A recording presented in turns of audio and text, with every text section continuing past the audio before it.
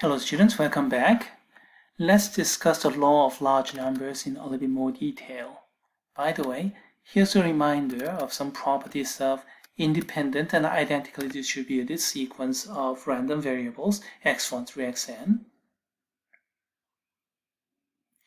And the proof of this and proof of that, those can be found in chapter 5 of our textbook, but please be warned, they require multivariable calculus, so I'm not going to discuss it because, after all, the official prerequisite for this course is just Calculus 1.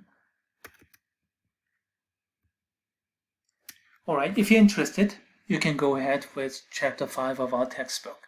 Otherwise, we'll just use those. Okay, here's the law of large numbers. If the sample size n is sufficiently large, then sample mean can approximate population mean. That's the law of large numbers. But there's a bit of a problem with this notation here. This mu value is population mean, and it's a real number.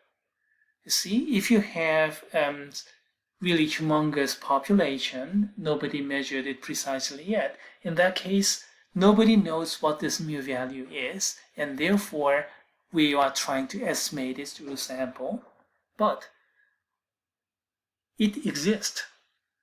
Nobody knows what it is, that's true, but everybody knows that it exists. It's a real number. Now, let's look at the left-hand side. This is a random variable. It can take many different values depending upon circumstance, and they come with probability distribution. So left-hand side is a random variable, right-hand side is a real number. They're not the same in general. They cannot be the same. What do you mean by this approximation? Well, it actually means this.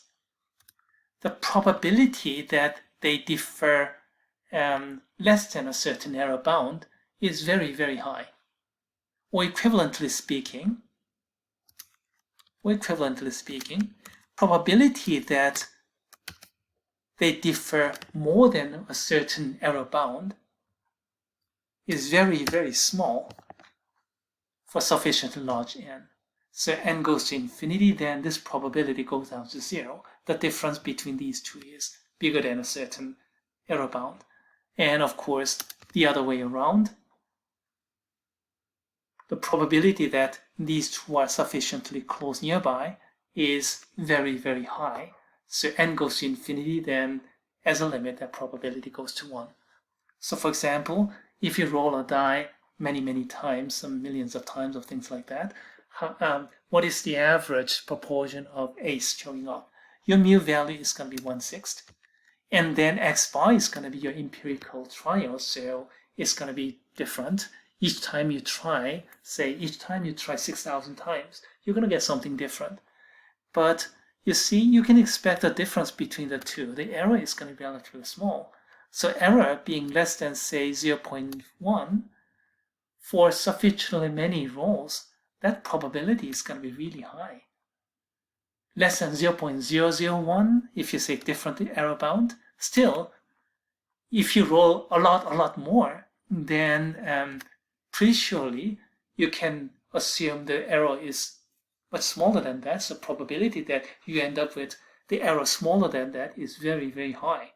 Or vice versa. The probability that error is really big is going to be pretty small. It's really unlikely that you roll a die of 6,000 times and then the error is so big that your expected proportion is close to 2/3. Well, that kind of thing never happens, you know. That means probability is very, very close to 0. And as n goes to infinity, goes down to 0. So this is actually a shorthand of this probabilistical statement. Either way, this is called the weak law of large numbers, and this one down here is called the strong law of large numbers, and it's actually trickier. the limit goes inside, so we have some limit theorems. And then limit that this is going down to 0, almost surely, too complicated. This one belongs more to analysis than applied statistics. So let's stick to the weaker version here. So how do we prove it? Well, here's a sketch of proof. Because we have independent and identically distributed family of random variables x1 through xn, and sum of variance, variance of sum is sum of the variances, and they're all the same, so we have n times sigma squared over n squared, so we get that. All right, the variance is like that. And then using this variance, you can use appropriate standardization, what is it? Z is x here, not just x, but I have to use x bar, minus the mean, mu, over the variance, so sigma squared,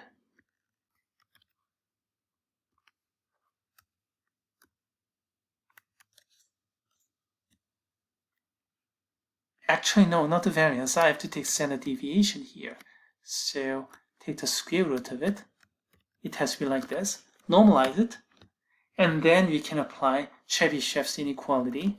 It looks like this.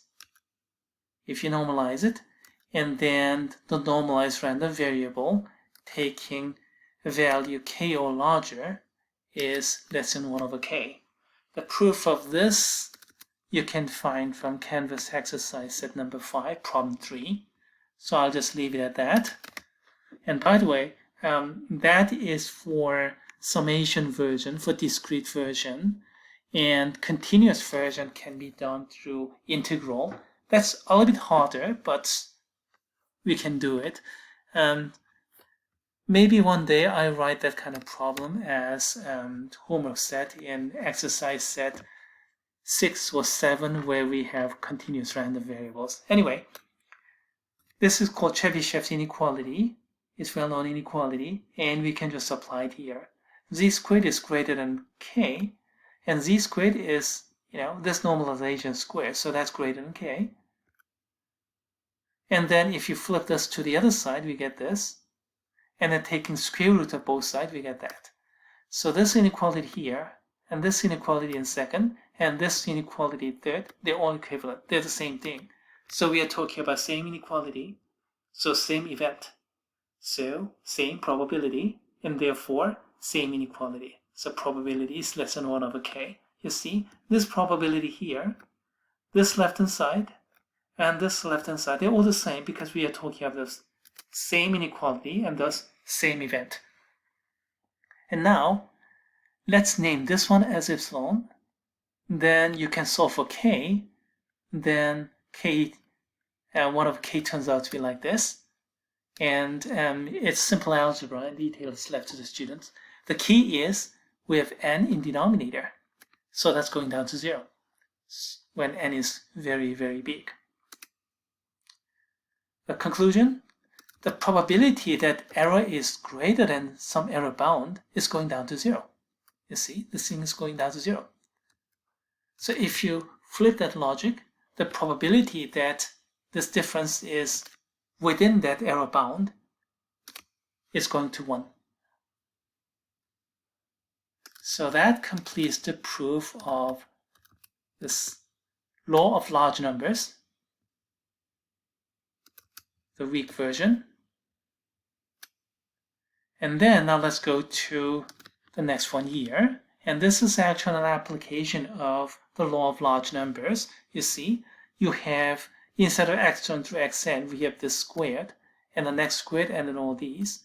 And then divide by, not exactly, not divided by n, but we have n minus 1. So we need a bit more algebraic manipulation.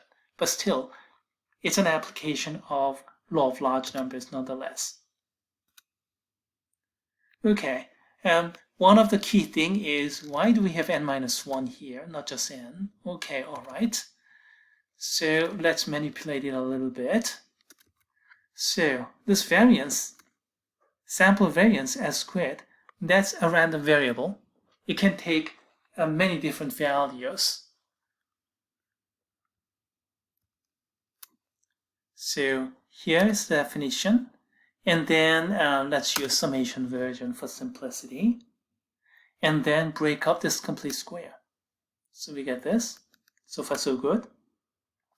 And then summation can be distributed on sum of the first term, the second, and then the third. Now, let's make this observation. X bar squared, that does not depend upon I. They're all the same. So adding the same thing over and over again, so n times x bar squared. Okay? Summation of the same thing, so n times of that. Now here, 2 is constant, x bar is constant, so take those out, basically factor out, and we have sum of those xi's. Now what is the sum of these xi's? The sum divided by n is the mean x bar, isn't it? X bar is sum divided by n. So if you have just sum, the numerator, this is x bar times n. You see, that's x bar times n. And then let's manipulate it algebraically. Here we have 2n times x bar squared, and we have n times x bar squared. So we have just minus n times x bar squared. All right? And then let's see, expectation of the first and expectation of the second. All right, that's the step 1 of this manipulation. And then we are going to calculate what this expected value is, and then what this expected value is, and we're going to put those back in. Ready? How about the first? Here we go, expected value of this, expected of this sum, the sum of the expected values, because they are all independent and identically distributed. And then expected value of squared, what is this? It's variance plus square of the expected value. You see, variance is expected value squared minus, in general, variance is expected value of squared minus expected value squared. But if you're interested in this, I can flip this over to the other side.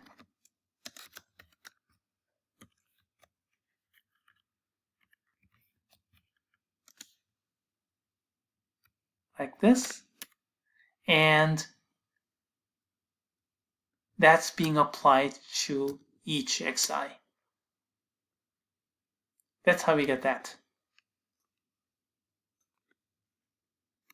Okay, and then we have sum of the variances, but these variances are all the same because they are all identical, sigma squared. And we have sum of the expected values, but they're all identical, mu squared. And then adding up the same thing n times, so n times sigma squared plus n times mu squared, that's this quantity here. All right, let's mark it. And the next step is to calculate this quantity. All right, how do you do that? The second quantity, expected value of n times x bar squared, but x bar is the summation divided by n. Right? X bar is the sum divided by n. It's the mean. And then this 1 over n, I can take it out. It becomes 1 over n squared, and then we have n here, so overall we have 1 over n. And then we do the same thing. Expected value of square is variance plus square of the expected value. Same thing we did before. Remember? Variance of y is the same as expected value of y squared minus expected value of y squared. And if I flip this to the other side, we get plus. And that's what we see over here. All right. Now, variance of the sum is a sum of the variances because they are independent and identically distributed. And the variances are all the same, sigma squared. Adding all the same thing, so n times sigma squared. How about this one? The expected value of the sum is sum of the expected values, and they're all the same. IID, independent and identically distributed. So this is n times mu, total quantity squared, so n squared, mu squared. And then we have this 1 over n. So in the end, this is what we get. Sigma squared, and then n times mu squared. So that is the second quantity here. First quantity we counted here, and second quantity there. Put both of them to this computation and simplify. This is what we get. 1 over n minus 1, and the first quantity minus the second quantity, and please note that n mu squared and mu squared, they cancel each other out. We get sigma squared in the end. So what do we have? Expected value of s squared is the same as sigma squared. Expected value of that quantity. Expected value is mu. Yeah, apply the law of large numbers, then you're going to get this.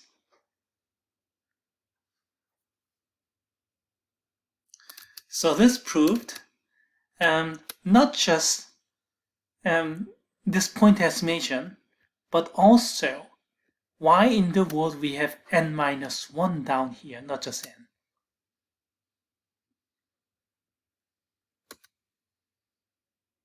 Okay, alright. So much for section 1 of this notebook, the optional part. We're going to meet again in a separate video from section 2 and on. Stay tuned.